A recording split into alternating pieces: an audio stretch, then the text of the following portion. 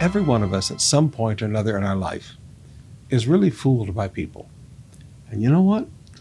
Sometimes more than once in life, we get really, really fooled by people. And we feel really bad about it. We think, I should be smarter than that.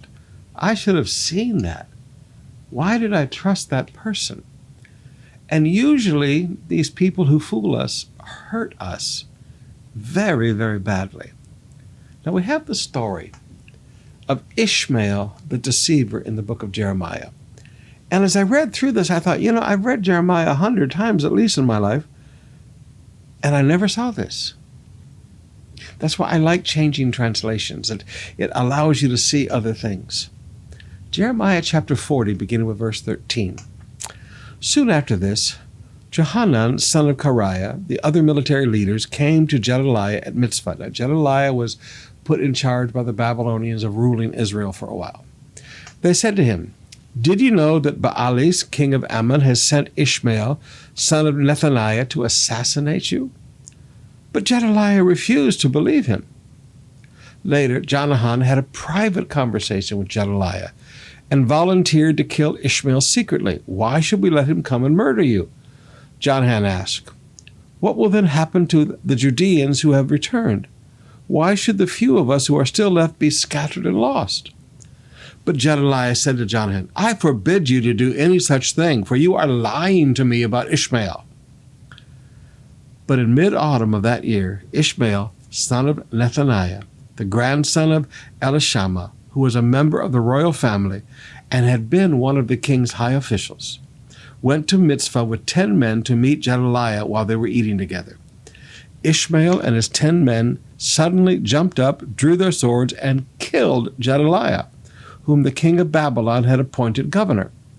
Ishmael also killed all the Judeans and Babylonian soldiers who were with Gedaliah at Mitzvah. The next day, before anyone had heard of Gedaliah's murder, 80 men arrived from Shechem, Shiloh, and Samaria to worship at the temple of the Lord. They had shaved off their beards, torn their clothes, and cut themselves, and had brought along grain offerings and frankincense. Ishmael left Mitzvah to meet them, weeping as he went. When he reached them, he said, "Oh, come and see what has happened to Gedaliah." But as soon as they were all inside the town, Ishmael and his men killed all but 10 of them and threw their bodies into the cistern.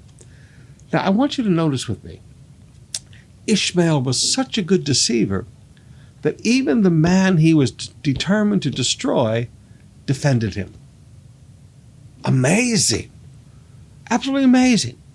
Ishmael is determined to kill Gedaliah, and Gedaliah is so deceived by Ishmael that he rebukes the man who's trying to protect him. Ishmael was a very, very, very skilled deceiver. But then I want you to notice how the deception continues. When this group of men come to worship, these 80 men arrived. I want you to notice what Ishmael does again. Verse 6 of chapter 41 says, "He left Mitzvah and went to meet them, weeping as he went. And he said to them, 'Oh, come and see what has happened to Gedaliah.'" Notice the weeping. There are people that have learned how to use tears to manipulate. Because we are a compassionate people, we can get really manipulated by sad stories and tears. So here is this cold-blooded murderer turning on the waterworks. "Oh, come and see her." He turns on the waterworks and completely manipulates these men, and then kills all but 10 of them and throws their bodies into the cistern. Now, beloved, I want you to understand in life, there are people out there that are deceivers. And you have to learn to be careful. And sometimes when people come and warn you about people, I don't care how much you trust them, you need to listen a little bit. Okay? You need to listen. And when people come and turn on the tears, when they turn on the tears and they just weep and they sob, you know what?